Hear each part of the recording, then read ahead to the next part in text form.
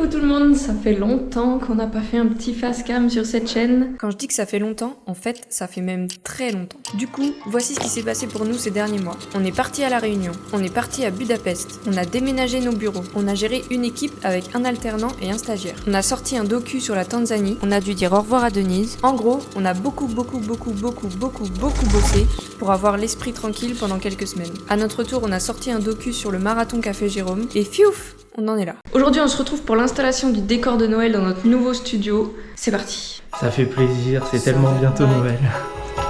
I only have one wish for the shooting star. Holy night, send me someone to love so I can hold their hand while we're ice skating around the tree in Central Park. Kiss them under the mistletoe. Oh, I want a Christmas kind of spark. Santa fall in love this Christmas. Santa, that would be the greatest gift of all. Ça y est, tout est installé. On se retrouve tout de suite avec une petite mise en lumière. Pause. On est d'accord, ça pique les yeux la qualité GoPro juste avant là. Bref, Jérôme s'est lancé sans rien expliquer. Alors, on part sur un petit unboxing du matériel qu'on a acheté là en fin d'année. Vous allez vous régaler. Alors je vais commencer par ça parce que je sais ce que c'est. Ça c'est un réflecteur. Chez Newer, c'est plutôt bien fait parce que chaque produit quasiment a un étui de transport. Et là, en l'occurrence, c'est très important que ce genre d'équipement reste propre. Je vais essayer de pas me le prendre dans la tronche. C'est tout à fait encombrant. Du coup, là, on est sur un réflecteur. Alors, très simplement, un réflecteur, c'est quoi? Ça va aller chercher la lumière et la réfléchir.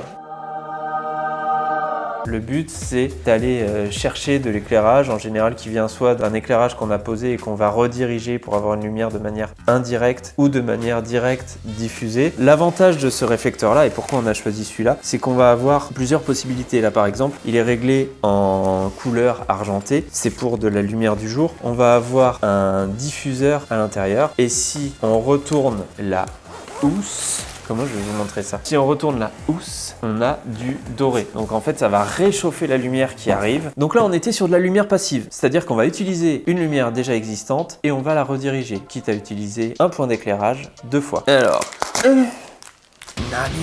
Alors grosso modo, ça ressemble à ça. C'est une petite minette. On peut enlever ici devant le cache pour avoir moins de diffusion. Grosso modo, ça donne ça. Donc on est quand même sur un truc qui éclaire quand même relativement bien. Encore une fois, c'est de l'éclairage d'appoint. Je sais que c'est petit, c'est pas la taille qui compte. C'est le cadre d'utilisation et ce que vous allez en faire derrière. Alors comme on était assez fan de ce petit objet, on en a 2 et on en a un troisième qui est là. Et vous allez voir que les 3 peuvent servir sur un même tournage avec la même caméra. Et on vous expliquera comment, pourquoi, tout ça. Et ça, on s'en fout.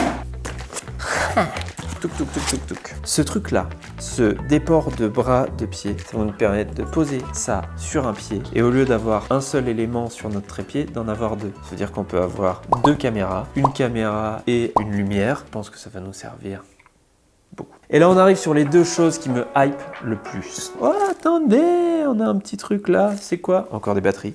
On l'avait certainement expliqué dans des vidéos. On s'éclaire, nous, avec des panneaux à LED. Ça veut dire qu'on a là 2 panneaux juste à côté de moi qui me permettent d'avoir un niveau d'ensemble sur mon visage, de générer un petit contraste. Newer a sorti, comme beaucoup de marques, des panneaux qui sont RGB. Et évidemment, il y a plein de nouveautés qui sont associées à ces panneaux à LED qui vont être hyper intéressantes et qui vont nous amener beaucoup de choses dans les vidéos à venir. Ça peut tout changer sur l'éclairage d'une vidéo. C'est relativement peu cher. Bref, jusque là, il faut essayer de considérer que l'éclairage qu'on a, c'est de l'éclairage, on va dire, un peu d'appoint. C'est-à-dire que c'est pas pour faire vraiment éclairer une pièce dans laquelle il n'y a rien du tout en éclairage. C'est un appui. L'éclairage que je vais vous montrer là maintenant, c'est, et ce sera pour longtemps l'éclairage le plus puissant, je pense, qu'on aura chez News Production. Juste pour avoir un point de comparaison avec ce qu'on a aujourd'hui, c'est-à-dire les panneaux à LED, ce petit jouet là, il est 10 fois plus puissant. Je parle de 10 fois, c'est un vrai 10 fois.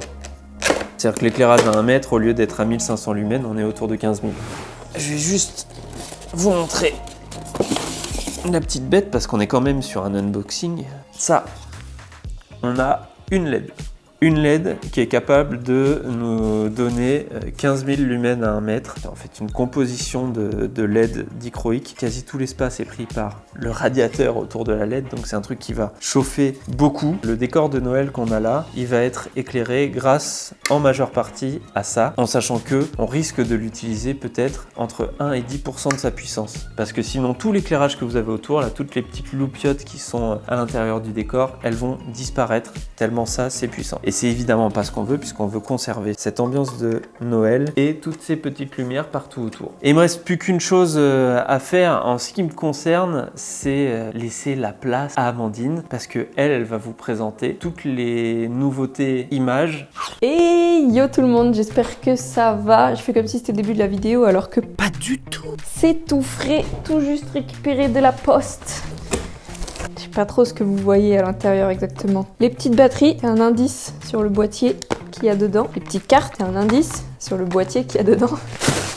Un adaptateur EF vers RF, c'est un indice sur le... Bon allez, je commence par les objectifs. Dans les objectifs, on a un petit 50 mm 1.2 EF. On en avait déjà un, mais c'était un 1.8 et c'était pas la série L. Wow, il est tellement lourd. Il est tellement gros surtout. Attendez, je vous montre l'ancien 50 mm, ça n'a rien à voir. Notre ancien 50 mm, le nouveau. Rien à voir. Il est gigantesque, il est tellement lourd.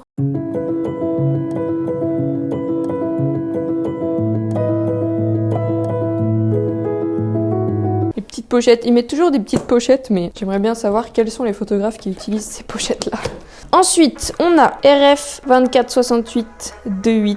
Il est bien léger. Ça, c'est l'avantage des objectifs RF pour les hybrides. Toujours une pochette pour soleil. Wow, il est mastoc aussi. Hein. Il est beau. Il est... Attends, il est lock. Ouais. Donc c'est un piston 24-70, ouverture constante à 2.8, série L. Il est magnifique. Il est tellement genre... mastoc, je sais pas comment dire. On dirait un téléobjectif quoi, tellement il est compact et la lentille est énorme. 82 mm, ah ouais, tu m'étonnes.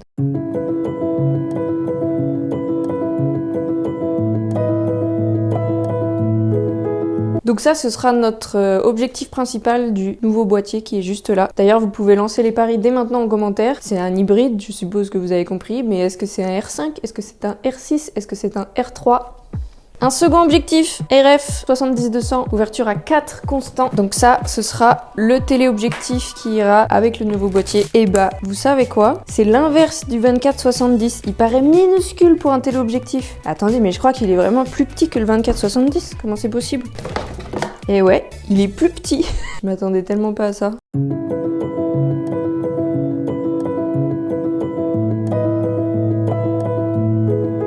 Donc voilà, c'est notre longue focale qui nous permettra d'avoir un petit peu des jolis bokeh et des jolis gros plans dans nos prochaines vidéos, parce que c'est surtout pour la vidéo qu'on le prend ce boîtier. Après évidemment, nous on est tous les deux polyvalents, photographes et vidéastes, donc c'était important d'avoir un boîtier polyvalent, sinon on aurait pris une caméra type C70 ou quelque chose comme ça. Donc le boîtier il a la polyvalence, mais c'est surtout pour la vidéo qu'on l'a pris. Le meilleur pour la fin, alors dans quel sens vous allez voir le mieux? Vous êtes prêts? Notre nouveau boîtier, un petit Canon R3.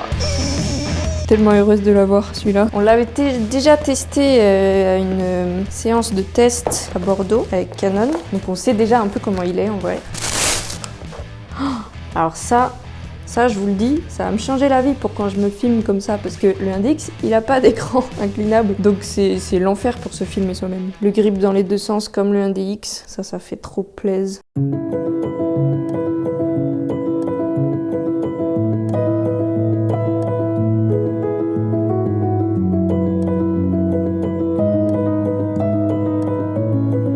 Alors, étant donné qu'on a déjà un 1DX, vous allez me demander, mais pourquoi vous avez pris un R3? Tout simplement parce que on est deux déjà, donc il nous faut deux boîtiers. Et jusque-là, notre deuxième boîtier, c'était un 5D Mark IV, acheté en 2018. Donc autant vous dire qu'il a je ne sais pas combien de centaines de milliers de déclenchements, mais il est quasiment mort. Donc il était temps de changer. Et en plus sur ce boîtier, la raison pour laquelle on n'a pas repris un DX Mark III mais on a pris le R3, c'est que déjà c'est un hybride et on sait que Canon arrête les réflexes, donc il est temps aussi pour nous de passer à l'hybride, d'avoir le nouveau matériel, d'évoluer avec son temps. Ensuite, en vidéo, le point le plus important, c'est qu'il fait de la 4K 120 fps et ça pour l'avenir, même pour l'avenir aujourd'hui, puisqu'on a des clients qui nous le demandent, c'est indispensable. Et enfin, moi le truc qui m'a fait craquer aussi en photo, c'est que dans l'œilleton, la mise au point suit ton œil.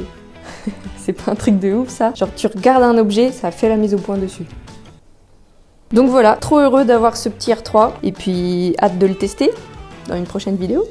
Et voilà pour ce petit unboxing, j'ai essayé d'être assez rapide puisque les unboxings c'est pas plus intéressant que ça, si ce n'est que voilà, c'est Noël chez News et on déballe nos cadeaux de Noël nous aussi. On se retrouve très vite dans de prochaines vidéos où on va pouvoir tester tout ça. Si vous êtes du côté de Bordeaux, n'hésitez pas à venir faire des photos avec nous dans notre décor de Noël. Je vous dis à très bientôt et surtout n'oubliez pas de déclencher l'émotion.